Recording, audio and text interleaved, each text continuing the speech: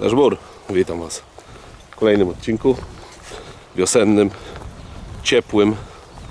Dzisiaj ponad 20 stopni. Idę sobie posiedzieć na ambonkę. Pierwszy raz na tą ambonę. Postawiliśmy ją w tym roku na wiosnę.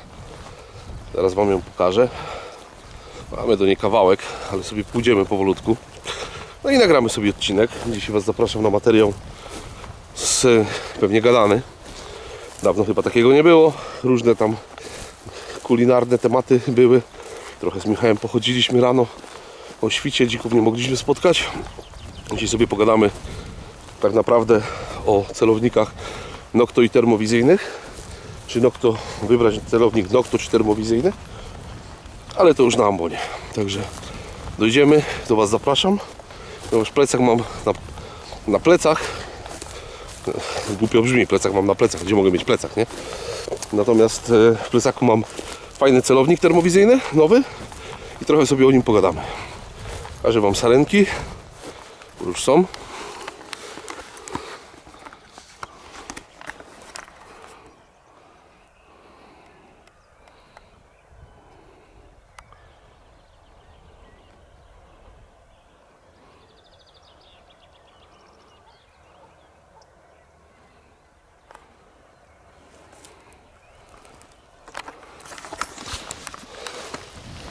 Widok sztos.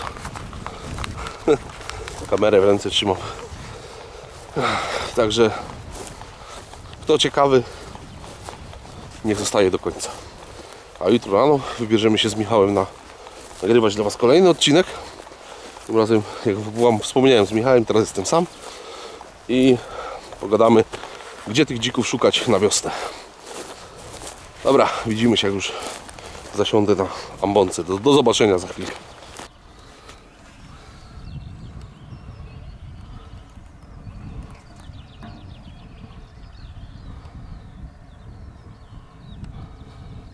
Widzicie, jaki piękny widok? Ale to nie wszystko.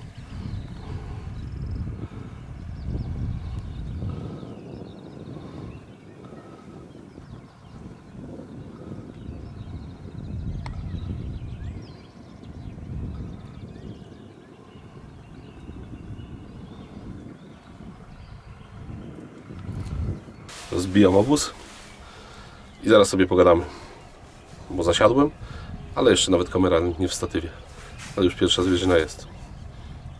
Zapowiada się naprawdę fajny wieczór, ale jednocześnie myślę, że fajna, ciekawa nocka. Oczywiście nie cała, ale do tej 22, 23 się powłóczymy. Także wpinam kamerę w statyw i do Was wracam. Słuchajcie, wziąłem statyw, wziąłem kamerę, ale wziąłem nie tą przejściówkę do statywu, ale miałem ze sobą nóż i tak ją podrzeźbiłem. Tu jeszcze widać, jak podrzeźbiłem ten adapter, że wszedł, ale tak na słowo honoru się ta kamera trzyma. Siedzę sobie, już wyszła kolejna zwierzyna, tym razem z drugiej strony. Już Wam ją pokazuję. Już widzę, że odcinek będzie przydługawy, bo jeszcze nie zacząłem właściwego tematu, a się dzieje. Ale muszę obrócić cały statyw, bo nie chcę, żeby się ta kamera wypięła. Więc uwaga, już Wam pokazuję.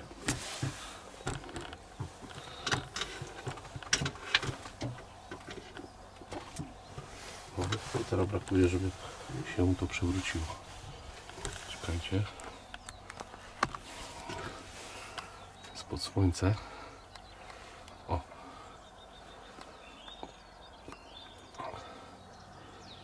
Zobaczcie w ogóle jakie świetne miejsce. Z przodu las.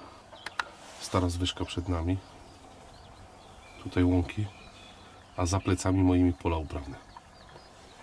Dobra, zaraz do Was wracam. Tylko wrócę znów tą kamerę. Dobra, jestem. Słuchajcie, najważniejsza rzecz. Tu zasiedliśmy, zwierz wyszedł, a ja jak zawsze zapomniałem załadować amunicji. Ale w plecaku zawsze ze sobą mam. Więc sobie załadujemy. Dzisiaj weźmiemy 3 kuleczki. Spadła. Jedna spadła. Więc pójdzie pierwsza. RWS-ik Speedy Pro Short Rifle. Słuchajcie, short, jak widzicie, ja dzisiaj jestem z moją R8 w krótkiej lufie. Czekajcie, zapniemy sobie to, wyciągniemy, załadujemy.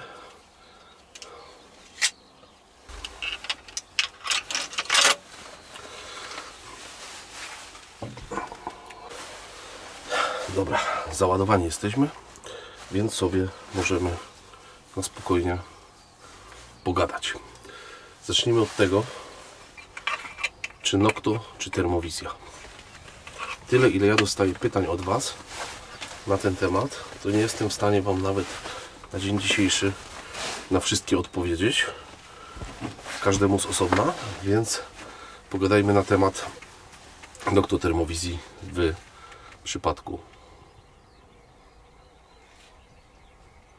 wyboru celownika, ponieważ Nocto i termowizyjny to jest temat rzeka. Przede wszystkim pierwszy aspekt, na który trzeba zwrócić uwagę, to cena. W przypadku celownika noktowizyjnego dzisiaj za kwotę między 5 a 6 tysięcy macie naprawdę świetny celownik noktowizyjny. Mam tu na przykład na myśli choćby Infiria TD70L.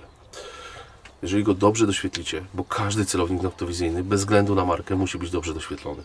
I teraz mamy bardzo szerokie spektrum wyboru doświetlaczy. Mamy na rynku X-Hoga, mamy na rynku Noxara, mamy dedykowane przez producentów, ale te dedykowane są ogólnie słabe, są przeciętne, więc uważam, że lepiej doświetlić ten celownik, urządzenie ogólnie, doświetlić na przykład powiedzmy X-Hogiem czy Noxarem. I wydajecie kwotę do 6 tysięcy maksymalnie i macie kompletny celownik do polowania w nocy. Czy można kupić termowizję za kwotę 6000 zł, która spełni oczekiwania wszystkich? No tutaj się już zaczynają schody. Natomiast co zrobił Infiray? Ja jestem już po pierwszym wyjściu do łowiska. Pierwsze wyjście było na strzelnicę. Tutaj mam, ze sobą go dzisiaj zabrałem i dzisiaj go założymy. Ja tu mam już nagrane na nim pierwszą zwierzynę, więc zobaczycie w dalszej części materiału. Ale co my tu mamy? Mamy celownik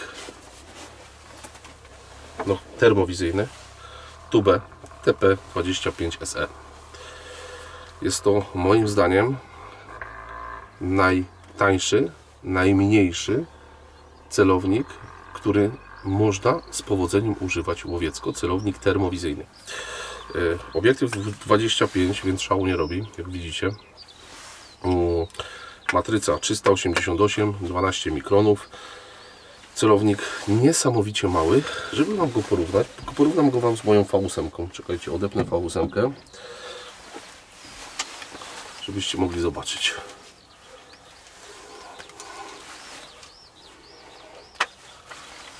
Stawimy sztucer tutaj. Tu mamy Zeissa V8, a tu mamy celownik. I teraz tak, zobaczcie sobie sami. On gabarytowo jest mniejszy od lunety Zeissa. Czekajcie, podniesiemy klapkę. Cyk. Zobaczcie. Widzicie? Więc zapniemy tą lunetę. Jakby tak wyszedł dzik, to zanim my go zapniemy, zanim co, chociaż się to robi mega szybko, to na montażu łóżka jest akurat i po robocie. I luneta zapięta. Natomiast zobaczcie sami. Dane techniczne znajdziecie na stronie internetowej. Wejdziecie do nas na Sudecką Ostoję, tam będziecie mieli wszystkie dane. Powiększenie od 4, co jest mega ważne w każdym celowniku. Dochodzimy do sytuacji, to Wam tak pokrótce powiem, takiej absurdalnej, bo wszyscy powiększają matrycę, zwiększają jakby. Była 388, 640, teraz mamy 1280, która wchodzi choćby w celowniku nowym Infiria TS60, ale jednocześnie tracąc na powiększeniu wyjściowym, co dla mnie jest absolutnie kluczowe. Absolutnie. Wiecie dobrze, że sam poluję z TH50, widzieliście ją wielokrotnie, a tylko i wyłącznie dlatego, że TH50 ma największe powiększenie wyjściowe ze wszystkich celowników, które są obecnie dostępne w kształcie lunety na dzień dzisiejszy, bo tam jest powiększenie wyjściowe 3,5. I ten obraz, który uzyskujecie na powiększeniu wyjściowym 3,5, jest najlepszy jaki jest. Każde zwiększenie krotności Wam ten obraz rozjeżdża, kolokwialnie mówiąc. Natomiast wszystkie nowe, które wychodzą, TS60 zacznie się od powiększenia razy 2.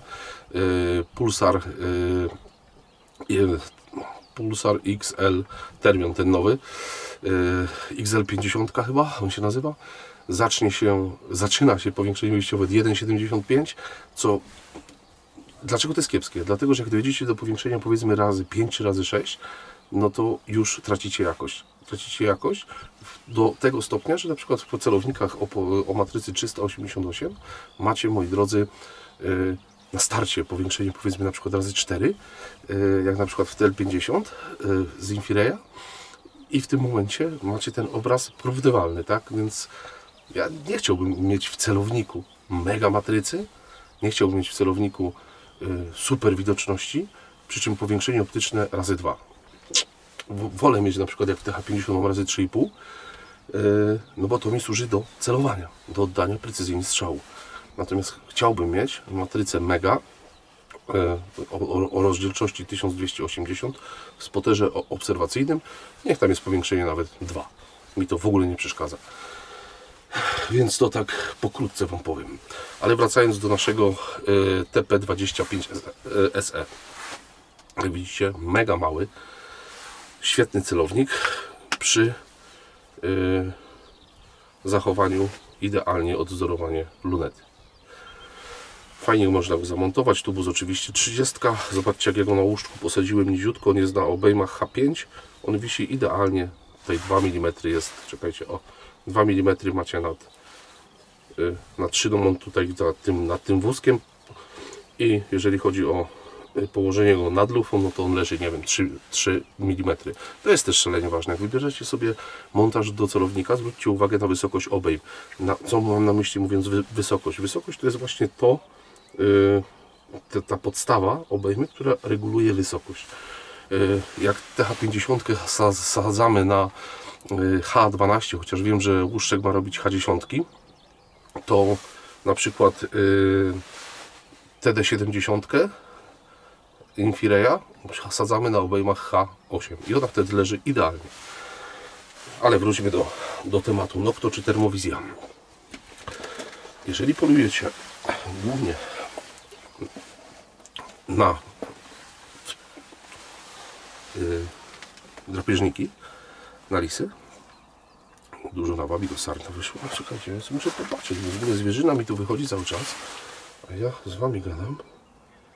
Rogacz wytarty, zaraz tu wyjdzie, to Wam pokażę.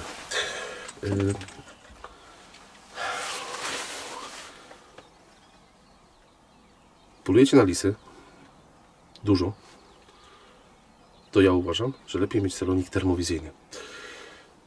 Ten, który Wam zaprezentowałem przed chwilką, to jest wydatek, koszt w granicach niecałe 7000 zł. Jest to jeden chyba z najtańszych celowników termowizyjnych na rynku, z matrycą 388 na 12 mikronach, z bardzo przyzwoitą baterią. Naprawdę ta bateria trzyma długo.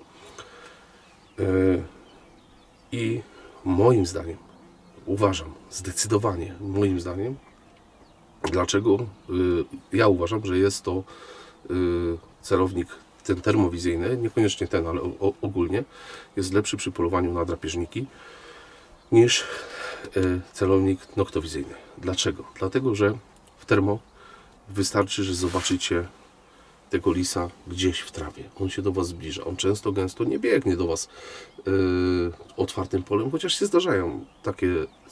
Czekajcie, bo ten rogacz tu wyszedł. Chcę zobaczyć, co to za kozioł.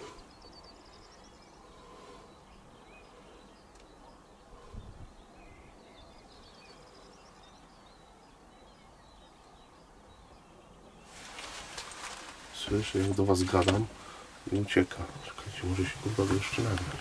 Żeby ta kamera nie spadła tylko.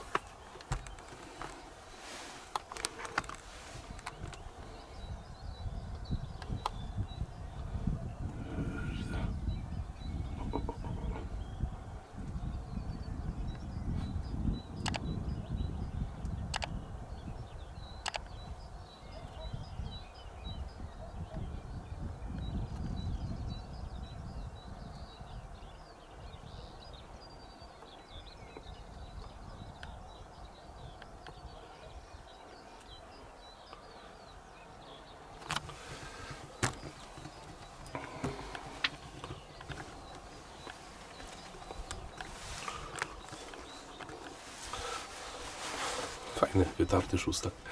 Starszy rower.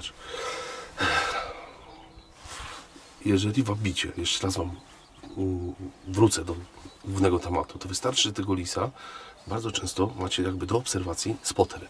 I w termo go widzicie, wiecie, że on jest tutaj, bierzecie nokto, no nie widać. Zanim Wy go znajdziecie, on się oczywiście przesunie. Gdzieś tam przejdzie, przesunie się 10 metrów w prawo, 20.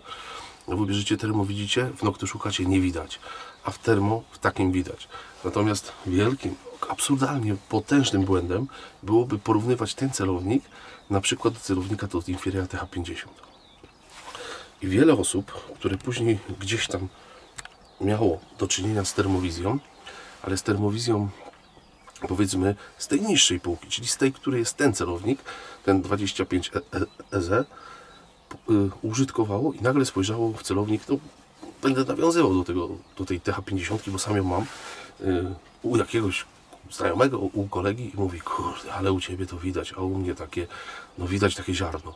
Tylko pamiętajcie, że za cenę jednej TH50 możecie kupić 3T, więc to jest coś za coś. Natomiast z tym da się swobodnie naprawdę polować w trakcie do 150 metrów, przy czym musicie wiedzieć o jednej rzeczy. W każdym celowniku termowizyjnym duże znaczenie ma również pogoda, nie tylko w noktowizji, ale im większa wilgotność powietrza, jakieś opady, mgła, no to w tym momencie dzieje się tak, że ta widoczność jest zła, no jest po prostu jest gorsza. Natomiast jeżeli pogodę macie tak jak dzisiaj, słuchajcie, sucho, pogoda jest, że wilgotność powietrza jest bardzo niska, no to w tym momencie opadów żadnych atmosferycznych nie ma, no będzie widać naprawdę nieźle. Ja mam nagranego dzika na tym termowizorze, mam dzika, którego nie strzelałem, bo był to dzik żeński. Będziecie to widzieć. Dystans do tego dzika był około 110 metrów. Zobaczycie, jak go widać na 110 metrach. Przy czym osobiście podjąłem decyzję, że tego dzika strzelał nie będę, więc go nie strzelałem. Natomiast dzisiaj przełożę później V8 swoją, przełożę na celownik, na tą 25 i pójdziemy sobie poszukać dzików gdzieś w pole. Czy je spotkamy, nie wiem. Może nam wyjdą tutaj. Albo, znaczy na pewno spotkamy jakieś sarny, może jakiegoś zająca, może jakiegoś lisa. Postaram się Wam to nagrać, żebyście zobaczyli. Bo moim zdaniem skromnym uważam, że spokojnie z tego celownika da się bezproblemowo polować, wydając kwotę niecałe 7000 zł. Mało tego. Na samym, jeszcze bo Wam nie powiedziałem wcześniej, dokładnie ten celownik, który Wam pokazałem, jest całkowicie nowy. Ja go miałem raz w lesie, dzisiaj mam go drugi raz i ja go wystawię jako celownik potestowy, więc będzie go można kupić. Oczywiście pewnie będzie faktura na niego, czy tam paragon, co tam kto chce.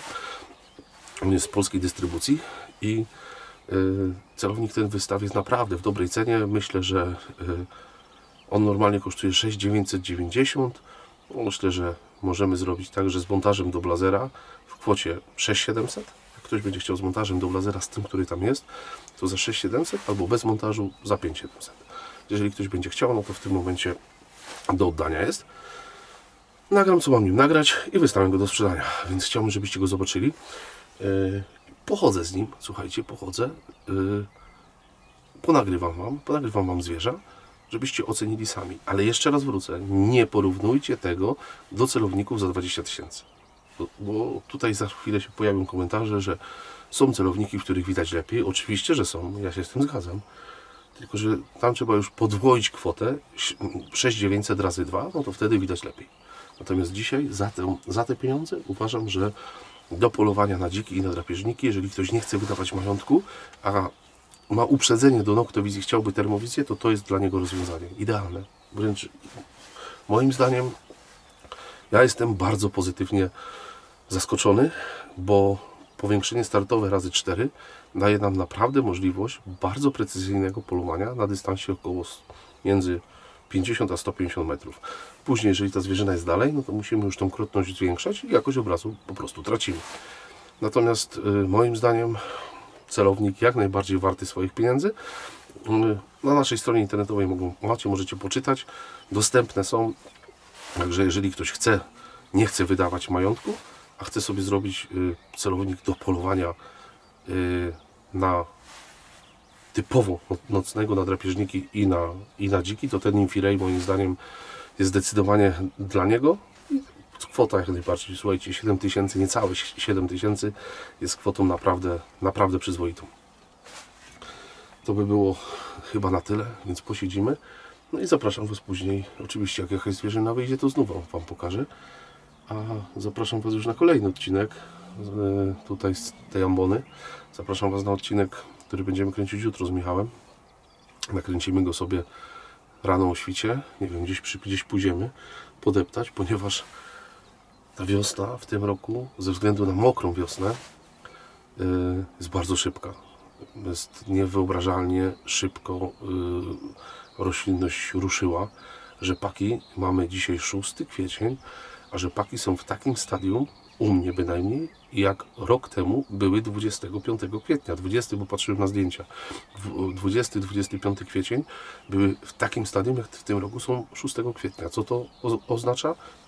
Szybsze żniwa. Na pewno będą żniwa szybciej w tym roku. No i ta wiosna już wystartowała naprawdę, słuchajcie. Siedzę tutaj w takim przepięknym miejscu. Znowu wyszła droga, słuchajcie, z drugiej strony tym razem. Teraz wam powiem trochę, poczekajcie. Nie kuska, przepraszam. Kuska wyszła.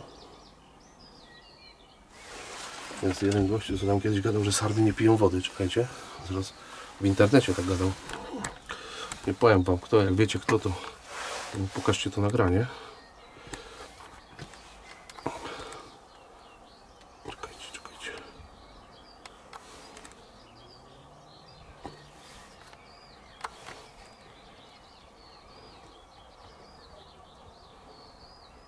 Przed chwilą piła z tej kałuży wodę.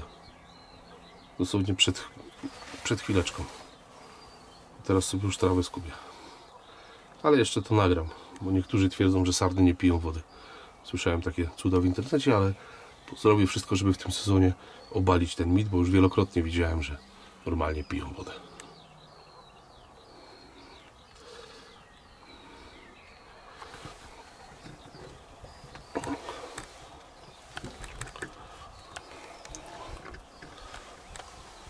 Muszę z tą kamerą, słuchajcie, tak delikatnie, bo to się tak na słowo honoru trzyma.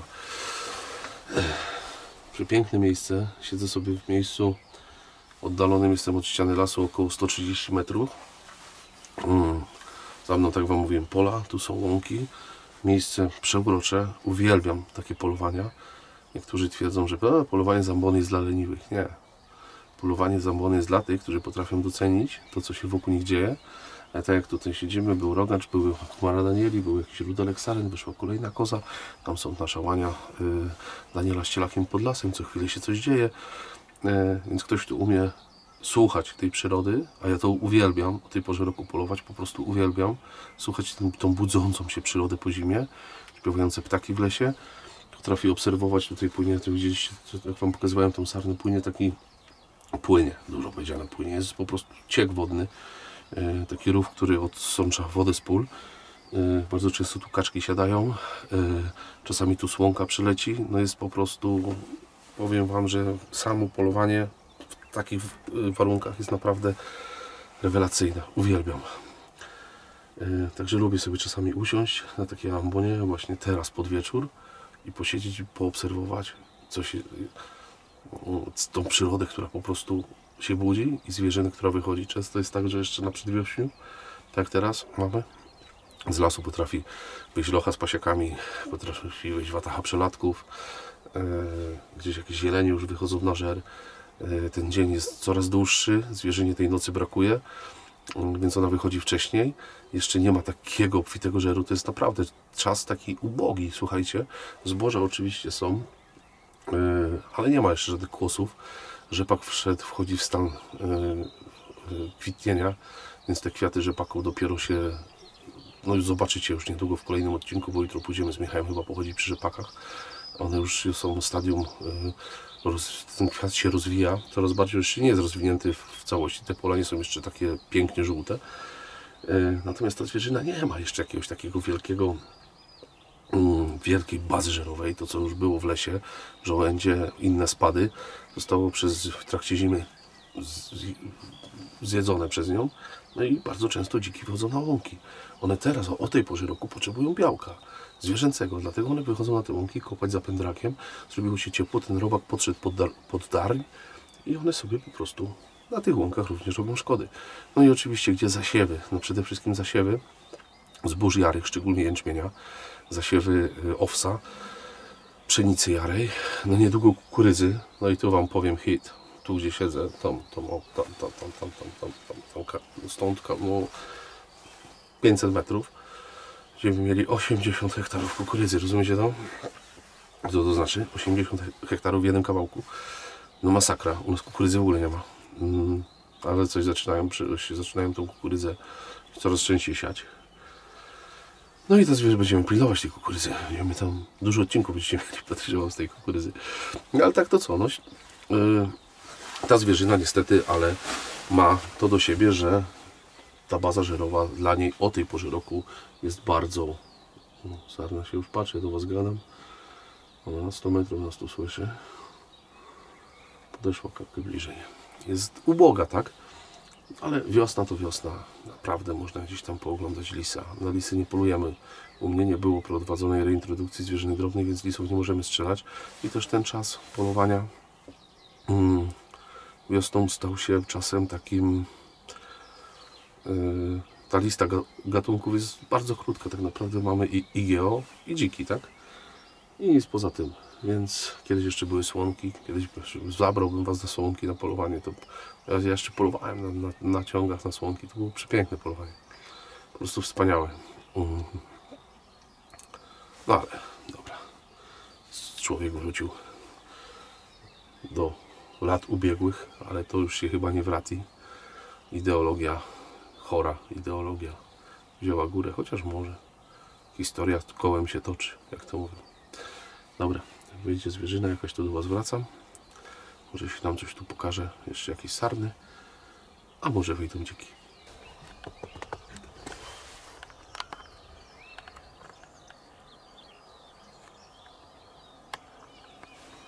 Patrzcie, ten starszy rogacz wyszedł z lasu i pogonił tego młodszego.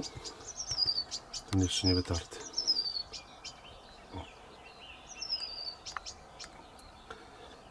Zaraz zobaczycie. Muszę tą kamerą tak ostrożnie, słuchajcie, operować. Zaraz mi z tego... O, patrzcie.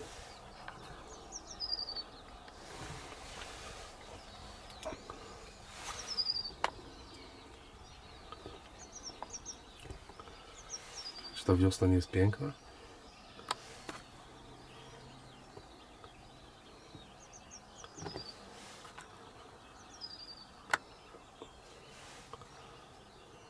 Stary znajomy był tu przed chwilą. Ale jeszcze widać, że toleruje tego młodszego rogacza. Jakby był tamten chyba rok starszy odrobinę, to już by tej tolerancji takiej nie było.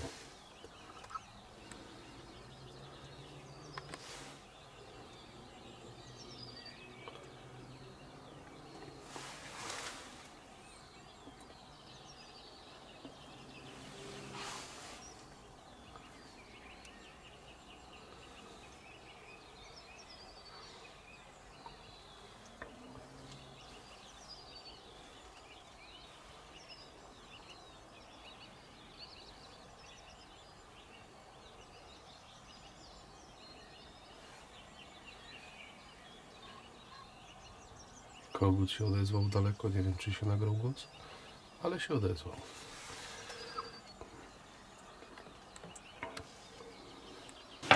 Tutaj macie sarnę na dystansie około 120-130 metrów, więc będzie tych nagrań sporo, więc tak po kolei wam będę wrzucał.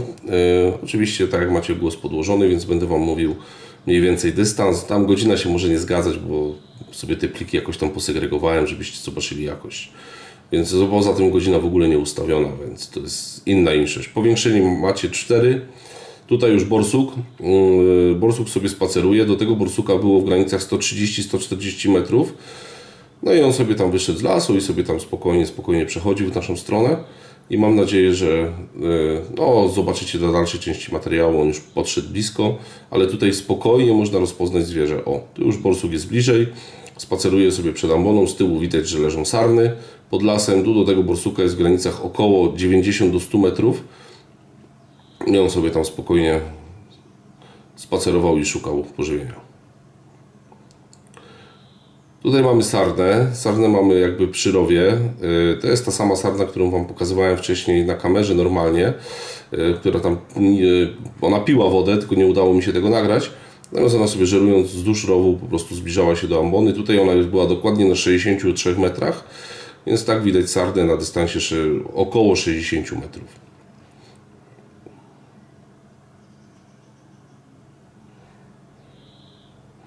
Ten sam borsuk przeszedł nam przed amboną, tu już jest do niego około 50 metrów, więc możecie zobaczyć, jak z dystansu 50 metrów go widać.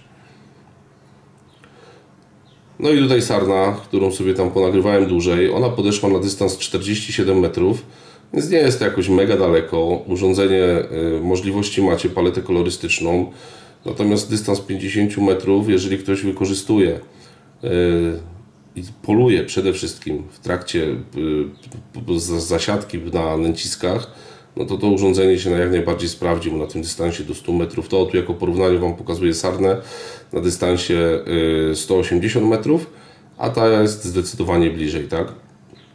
Więc tutaj, jeżeli ktoś, tak jak mówię, wykorzystuje to, poluje głównie na stacjonarnie, na nęcisku, no to wtedy macie urządzenie kompletne. I tu jak nagrywałem dla Was, to Wam wspominam później w jeszcze materiale, patrzę, a tu dzik wychodzi. I tutaj ewidentnie widać, że tego dzika jest grubo ponad 200 metrów, to było tak w granicach 220 metrów, 230. Zobaczcie, jaki gruby jest ten dzik, więc od razu było widać, patrząc już w tego typu termowizor, że już wiedziałem, że jest to locha. O strzale nie było mowy, one później tam zobaczycie w dalszej części materiału, jeszcze jeden był dzik, zaraz zobaczycie, wyszły na pole. Natomiast dystans tu jest ponad 200 metrów, natomiast zobaczcie, jaki korpulentny ten dzik. Ale był drugi dzik, którego można było strzelić, przeskoczył sobie przez rów i sobie tam idzie gdzieś w pole i za chwilę się pokaże drugi, tutaj ewidentnie locha z przelatkiem. No i tam tego dzika można było, że tak powiem, strzelać.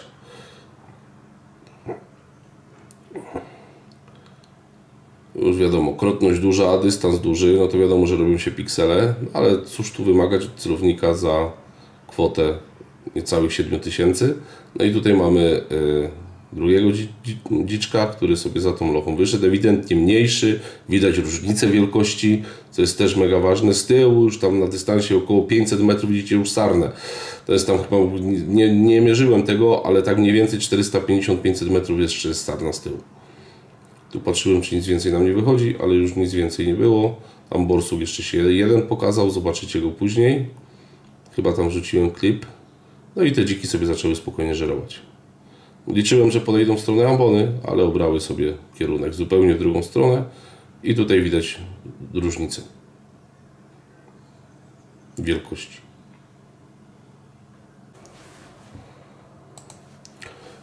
No i dziczki sobie spokojnie żerowały, ale niestety od ambony odchodziły zupełnie w drugą stronę.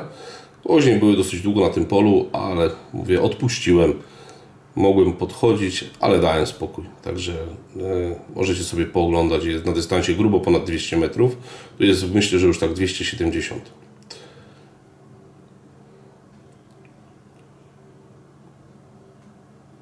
No i tu mamy kolejnego dzika. Ten dzik został nagrany przeze mnie wcześniej, chyba 3-4 dni wcześniej. Był to dzik pojedynczy, był to dzik żeński. Ja go tu nagrywałem dosyć długo, sobie testowałem, tak naprawdę to było pierwsze moje wyjście z tym urządzeniem do łowiska. Ja go testowałem sprzęt i ustawiałem sobie ostrość i tak dalej. I do tego dzika było dokładnie 117 metrów. Więc nie był to mały dzik, to był dzik w granicach 50-60 kg. Natomiast tak jak Wam mówię, był pojedynczy i nie zdecydowałem się tutaj na strzał. Chociaż patrząc na sylwetkę tego dzika, na pewno nie był to dzik płci męskiej, więc choćby nawet dlatego. Natomiast na pewno też nie była to lożka, która miała się wyprosić na dniach, bo widać tutaj jakby po podbrzuszu, że ten dzik był No nie byłby chyba jakiś tam wysokoprośny, ale postanowiłem go nie strzelać. Tutaj ja nagrywałem go ze zwyżki, siedziałem sobie na polu na zwyżce, on jest nagrany na zasiewie. To jest zasiew, który tam posiany był jęczmień. No i sobie tam spokojnie chodził i gmerał, więc postanowiłem, żeby był materiał wideo dla Was. No do tego dzika po prostu nie strzelałem, a sobie testowałem po prostu jakość. Odległość w granicach 100-115 metrów możecie sami zobaczyć, więc spokojnie, bez żadnego problemu da się z tego urządzenia polować. Natomiast, no, tak jak Wam wspomniałem w materiale już wielokrotnie, nie porównujcie tego do urządzeń o obiektywie 50 z matrycą 640 i czułością termiczną poniżej 20 mK, bo to nie ma sensu, tak? Natomiast pamiętajcie, że ono jest 3 razy tańsze, to urządzenie, i daje swobodę naprawdę, swobodę wygodnego polowania. Takiego w 100% pewnego, natomiast myślę, że mając spotter obserwacyjny w granicach 5-6 tysięcy, za kwotę około 5-6 tysięcy i do tego ten celownik, spokojnie będziecie mogli skutecznie polować, nie przekraczając kwoty około 14 tysięcy złotych w całości. 13 nawet bym powiedział. Na sam koniec sarna, ale ona tutaj była blisko, do tej sarny było dokładnie chyba 35 metrów, więc sobie podeszła pod zwyżkę i już mówię, a to jeszcze ponagrywam. Ale można zobaczyć, że naprawdę to nie jest tak, że w takim urządzeniu z tej dolnej półki nie widać nic. To tak nie jest. Naprawdę widać. No trzeba oczywiście zachować jakiś tam dystans do porównań, ale spokojnie daje radę. Ja często korzystam z funkcji Picture in Picture, więc możecie po prostu zobaczyć w tym ekranie u góry jakby tą cel czy zwierzynę, która jest zdecydowanie bliżej. No i łatwiej się też strzela, tak? Tutaj powiększenie bazowe 4, no robi robotę.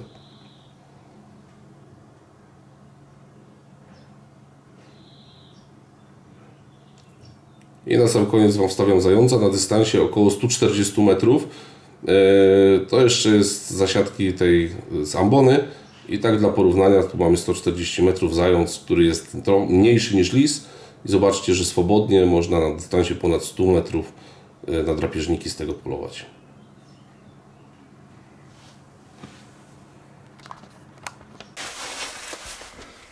No i też zasiadka dobiegła końca. Oczywiście jak to będę montował, to Wam podłożyłem tam głos wcześniej w tym materiale.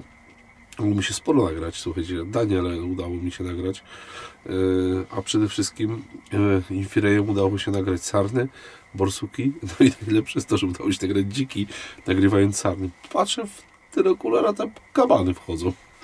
Były 2 dziki. Myślałem, że podejdą bliżej, bo brały kierunek zupełnie w drugą stronę. Była locha z przelatkiem. No i sobie gdzieś tam poszły. Było za daleko na strzał. Do tych dzików to było tak, słuchajcie, 270 metrów. Ocencie sami. Ja Wam nie mówię, albo mówię Wam, dasz góry i do zobaczenia w kolejnym odcinku. Ale idę jeszcze zobaczyć z drugiej strony. Jeżeli tam nic nie spotkam, no to się odcinek kończy. Jeżeli coś mi się uda spotkać, no to oczywiście do Was wrócę. Do auta mam kawał drogi, ale postanowiłem, że pójdę zobaczyć jeszcze z drugiej strony, skoro tu tylko 2 dziki wyszły. Może tam właśnie na drugą stronę lasu udało się ich więcej i może gdzieś się spotkam, ale to nie obiecuję. Pamiętajcie o tym, że patrząc w mały ekran wyświetlacza, dotyczy się to każdego urządzenia, czy to jest Noctowizja, czy to jest termowizja, to co widzicie bezpośrednio patrząc w urządzenie jest zupełnie lepszej jakości niż to, co przyleci przez jeden program, później YouTube obetnie częściowo jakość i dopiero finalnie trafia do Was. Więc ja uważam tak, nie można tego urządzenia porównywać w żaden sposób do wspomnianego wcześniej TH50. Absolutnie nie, ale z tym na spokojnie, teraz to stwierdzam, jak sobie na spokojnie, tak siedząc na ambonie w łowisku, oglądając zwierzynę na różnym dystansie, a dystans mam idealnie zmierzony, bo mierzyłem go dalmierzem, tak? Więc to nie jest tak, że wydaje mi się, że jest tyle metrów. No nie, bo po prostu sobie to pomierzyłem. To powiem Wam tak, skuteczne polowanie z tego urządzenia do dzików jest do 200 metrów, nie ma nawet dyskusji. Do lisów realnie do 150 metrów, spokojnie można precyzyjnie strzelać. Oczywiście Są urządzenia lepsze, ale one są dwukrotnie co najmniej droższe. Ale za tą kwotę polecam. Także na razie mówię Wam dashboard. Do zobaczenia w kolejnym odcinku. A jak widzicie na pasku, że tam jeszcze zostało coś do końca, to znaczy, że coś się udało upolować. A jak nie, to polujemy z Michałem rano. Też gdzieś się wybierzemy na ten obwód, ale pójdziemy zupełnie w inne miejsce. Także do zobaczenia i dashboard.